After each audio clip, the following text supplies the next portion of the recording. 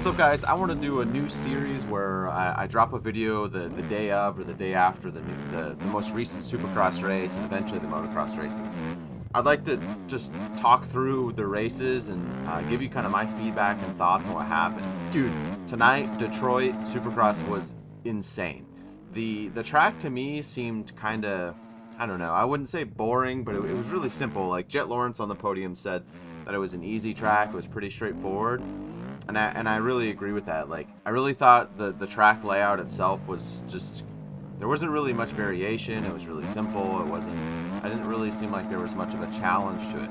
Obviously, it was really slick, and it was like Tomac said on the podium that it was slick, but also had tons of traction that would pull you all over the place. Anyway, the 250 class seemed pretty straightforward. I mean, it's Jet Lawrence, man. This is Jet Lawrence's 250 East title. Like, if he doesn't throw it away, he's gonna run away with the title, just like Christian Craig's running away with the title on the West Coast. It's his title to lose.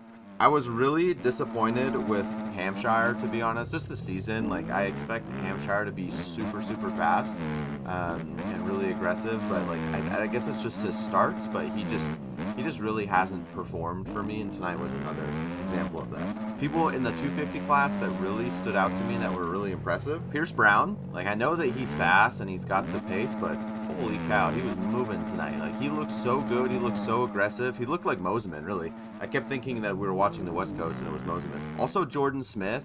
Like, Jordan Smith is probably one of the most impressive riders for me, because when you lose a factory ride, like, historically, I can't really think of that many riders when they have a factory ride and then they lose the factory ride, whether it's through injury or just bad performance, that they're even able to hang anymore. They typically just kind of die off and they just can't perform.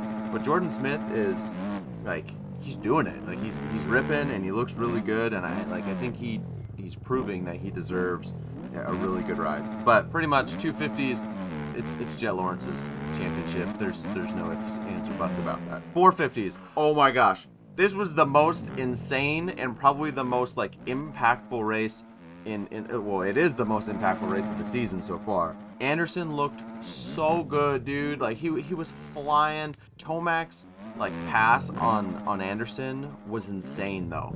Like, the way he set up in that like split lane corner before and then down the straightaway, he destroyed that inside line on that split lane corner. That was crazy.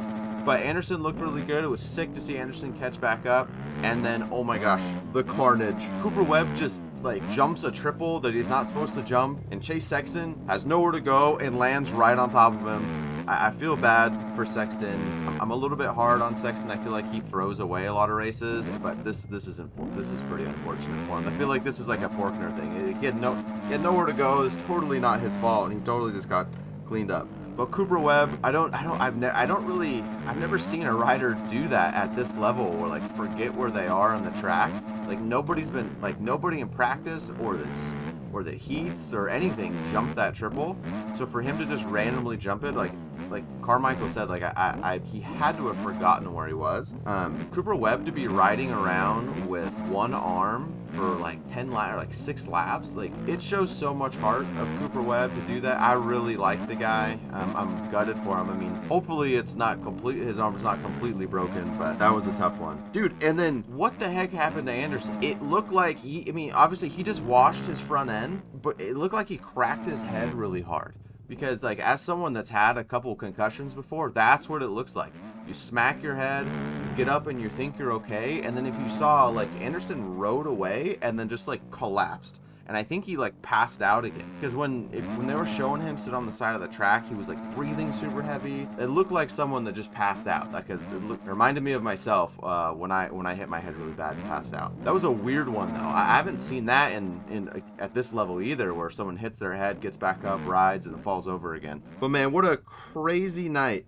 Like, unfortunately, I'm pretty sure this just solidified Tomac's championship, with Tomac now 42 points up on Anderson and Malcolm Stewart. It's going to be really hard for anyone to give him a shot. Like, Anderson may not even come back, and Malcolm's just not consistent enough to be able to beat Tomac over and over and over again. And then with Cooper Webb and probably out, and Chase Sexton probably out, like, there's not going to be a ton of people giving Eli Tomac a run for his money. So I'm going to go out on a limb and just say that this championship is pretty much over. Anything can happen, but as long as Tomac like is relatively consistent, the championship's over. I'd like to say, like, pretty sick ride for Brandon Hartraft and Cade Clayson to get 9th and 10th. Like, that's pretty cool. And Ryan Brees for 11th. Man, crazy night. Detroit Supercross was crazy. Let me know if you guys like these videos. I'm just going to kind of give you my thoughts, my little breakdown on what happened. Crazy night. Absolutely insane. Let me know if you guys like these videos. Hit the like button. Subscribe if you want to see more content. I love you, man. Woo!